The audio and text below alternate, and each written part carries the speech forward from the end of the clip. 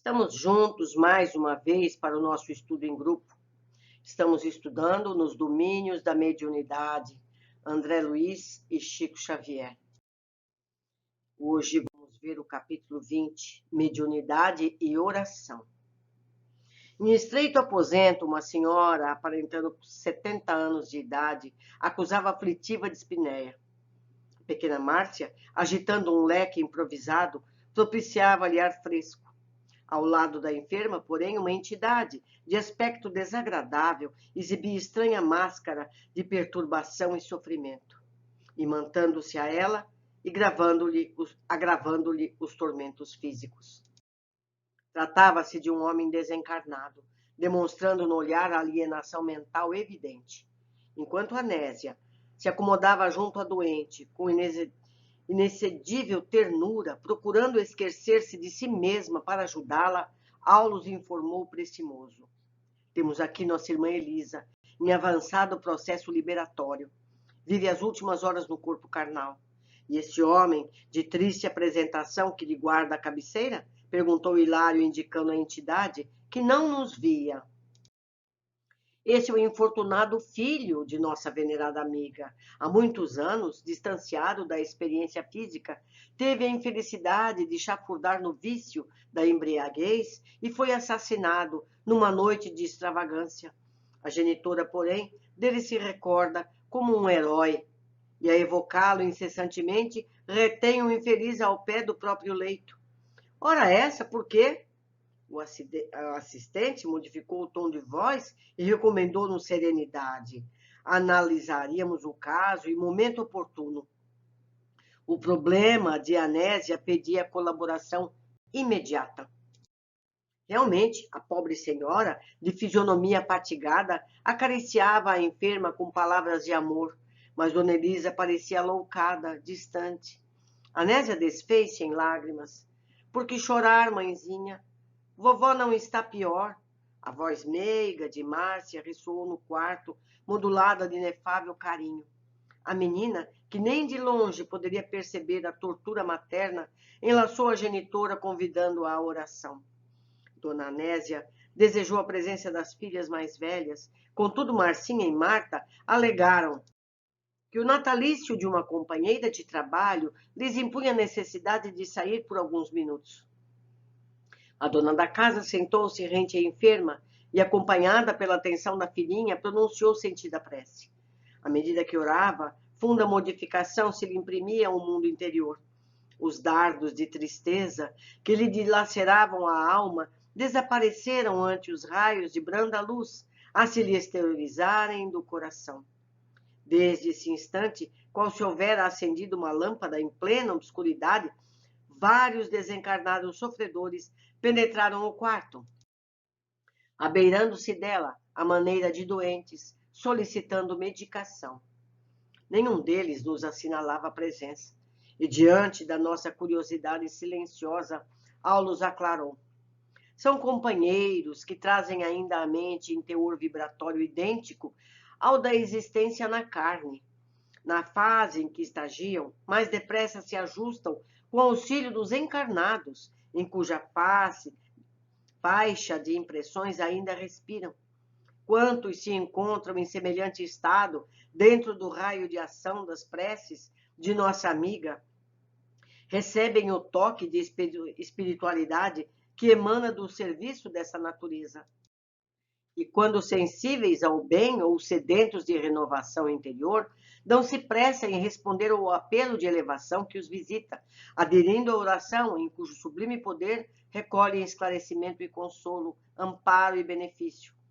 Quanto valor no insignificante ato de fé! O assistente apagou a fronte inquieta de Hilário e concordou. Sim, o homem terrestre criou enormes complicações ao seu caminho. Contudo, a morte constrange-o a regressar aos alicerces da simplicidade para a regeneração da própria vida. A essa altura, Anésia abriu o precioso livro de meditações evangélicas, acreditando agir ao acaso, mas o tema, em verdade, foi escolhido por Teonília, que lhe vigiava bondosa os movimentos. Com surpresa, a dona da casa notou que o texto se reportava à necessidade do trabalho e do perdão.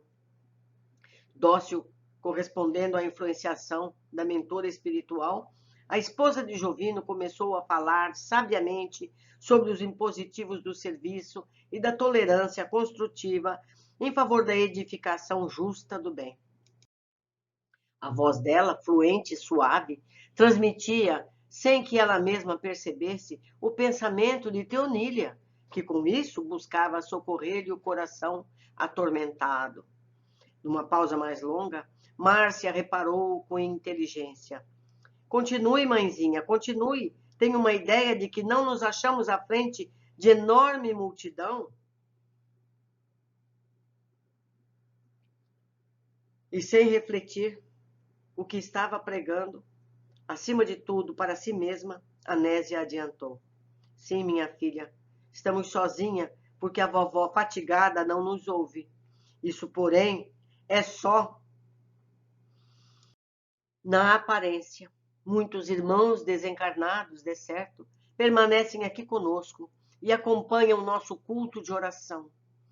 Prosseguiu, nos comentários que efetivamente acendiam novo ânimo nas almas presentes, ávidas de luz, tanto quanto sequiosas de paz e refazimento. Terminada a tarefa, Márcia despediu-se da mãezinha com um beijo. O serviço escolar da manhã exigia o repouso mais cedo.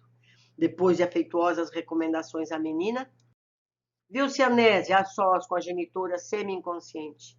Acariciou-lhe o rosto pergaminhado e pálido, acomodou-lhe a cabeça suarenta nos travesseiros, estirou-se ao lado dela, como que procurando pensar. Aulus fez significativo gesto e Teonília exclamou: este é o momento exato. Cuidadosamente começaram ambos a aplicar-lhe passes sobre a cabeça, concentrando energia magnética ao longo das células corticais.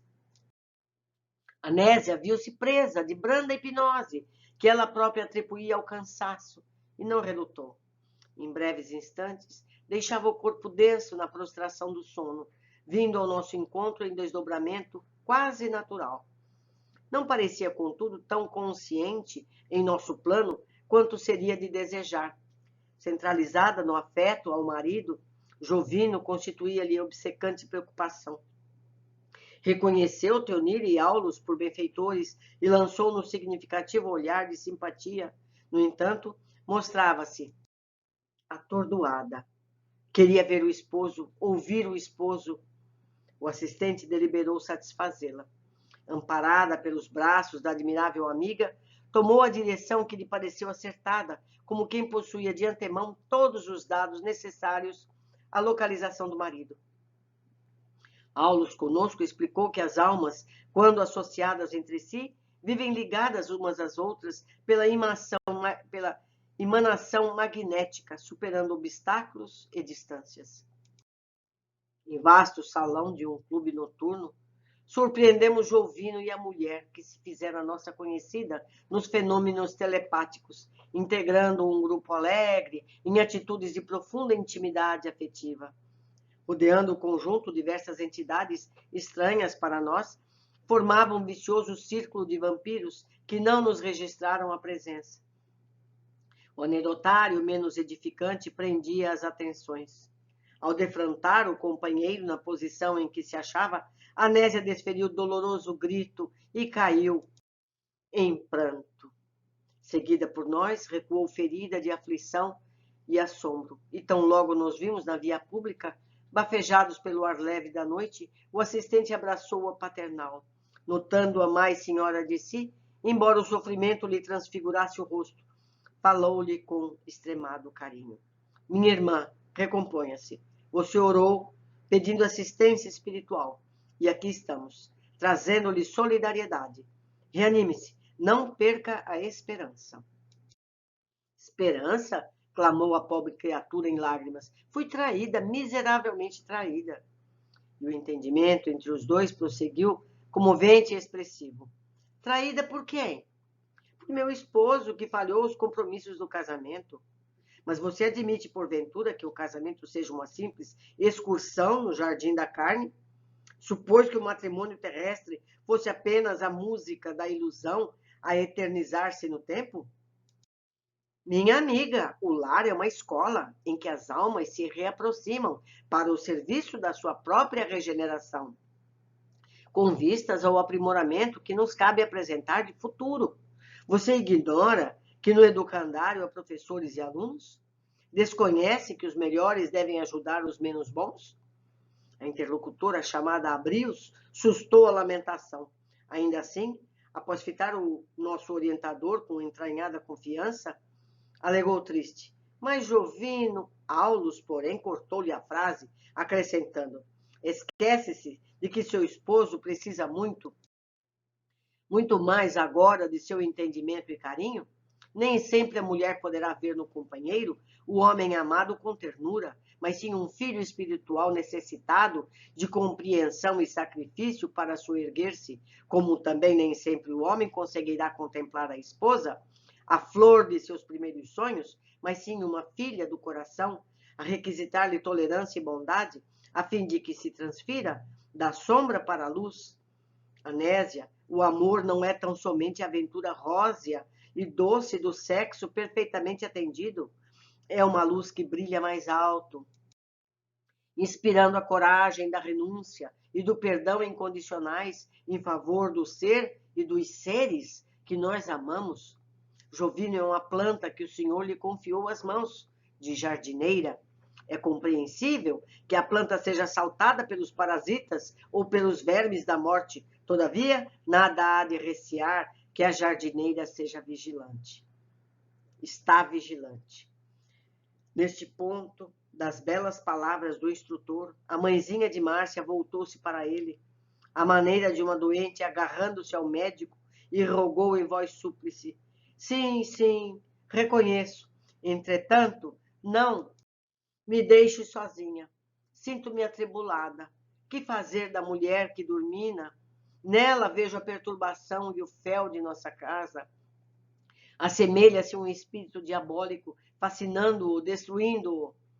Não se refira a ela assim, com palavras amargas. É também nossa irmã, vitimada por lastimáveis enganos. Mas como aceitá-la? Percebo-lhe a influência maligna. Parece uma serpente invisível, trazendo consigo pavorosos monstros para junto de nós. Nosso templo doméstico, por isso, transformou-se num inferno em que não mais nos entendemos. Tudo agora é fracasso, desarmonia, insegurança.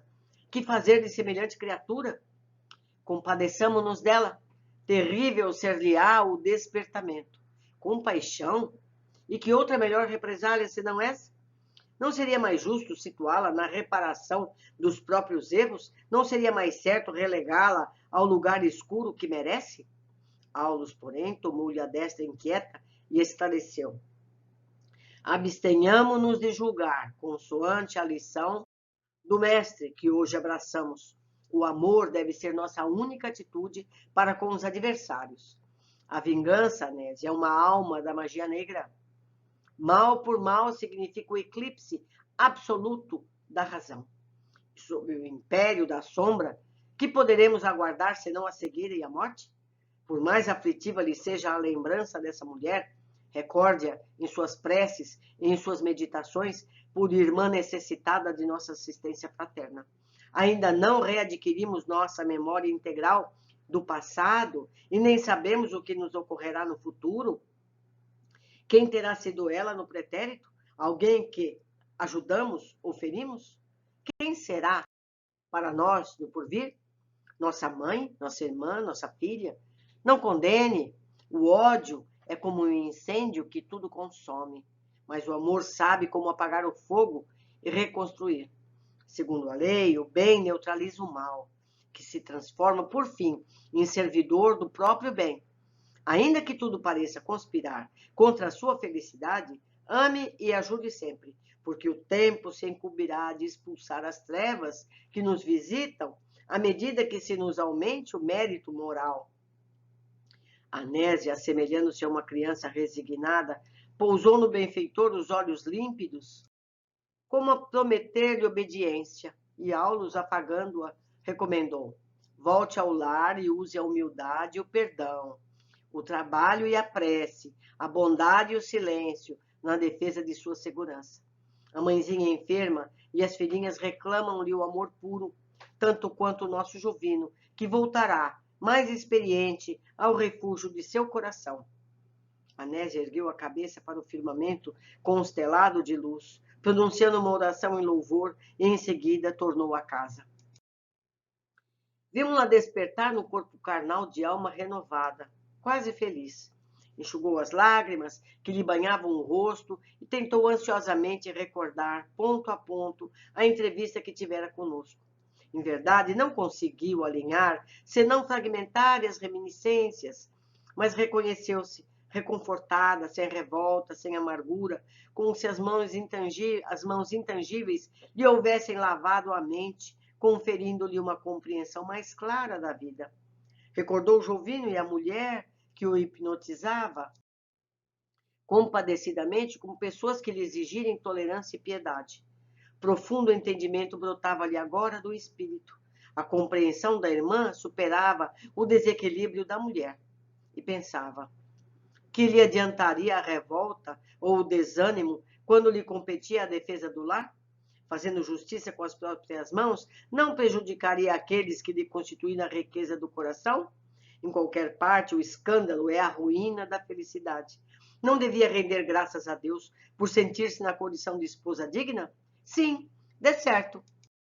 A pobre criatura que lhe perturbava o marido não havia acordado ainda para a responsabilidade, para o discernimento. Necessitava, pois, de compaixão e de amparo, ao invés de críticas e azedume. Consolada e satisfeita, passou a medicação da genitora.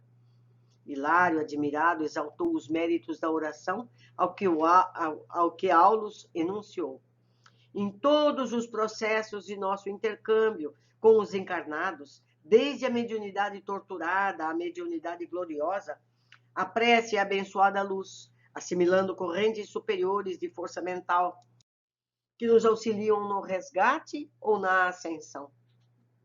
Indicando a dona da casa, agora em serviço no aposento, meu colega observou: vemos então em nossa amiga preciosa mediunidade a desenvolver-se? Como acontece a milhões de pessoas, disse o orientador. Ela detém consigo recursos medianímicos apreciáveis, que podem ser inclinados para o bem ou para o mal, competindo-lhe a obrigação de construir dentro de si mesma a fortaleza de conhecimento e vigilância, na qual possa desfrutar em pensamento as companhias espirituais que mais lhe convenham à felicidade.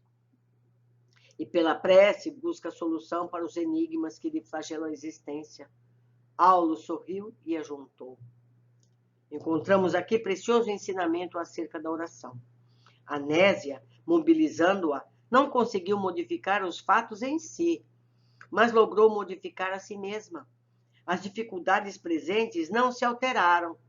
Jovino continua em perigo. A casa prossegue ameaçada em seus alicerces morais. A velhinha doente aproxima-se da morte. Entretanto, nossa irmã recolheu esse preciso coeficiente de energias para aceitar as provações que lhe cabem, vencendo-as com paciência e valor. E um espírito transformado naturalmente transforma as situações. O assistente, contudo, interrompeu-se e lembrou-nos o horário de volta. Por solicitação de Teonília, examinou a doente e concluiu que a desencarnação de Dona Elisa estava próxima. Externei o desejo de analisar-lhe o campo orgânico. Todavia, o instrutor recordou-me a hora avançada e prometeu voltar conosco em tarefa de assistência à velhinha na noite próxima. Interessante, meus amigos, muito interessante. Vamos ver as observações. Este capítulo nos leva a entender a necessidade do equilíbrio. Nossos problemas podem ser maiores ou menores à nossa vista, dependendo de como os encaramos. A tranquilidade pode sempre ser melhor conselheira. A prece é ferramenta preciosa para conseguirmos o equilíbrio nos momentos das decisões importantes que podem nos fazer vencer ou derrotar-nos. Tudo é uma questão de postura. A gente tem sempre que avaliar esse meu estado de espírito vai ajudar ou vai atrapalhar? Vai facilitar ou dificultar? O desequilíbrio só atrapalha, só nos faz cometer erros que podemos nos arrepender depois, não é verdade? Deixo aqui meu e-mail, meu contato, para que vocês possam participar desse estudo com os seus comentários, suas opiniões a respeito. Espero todos vocês com muito carinho no nosso próximo encontro.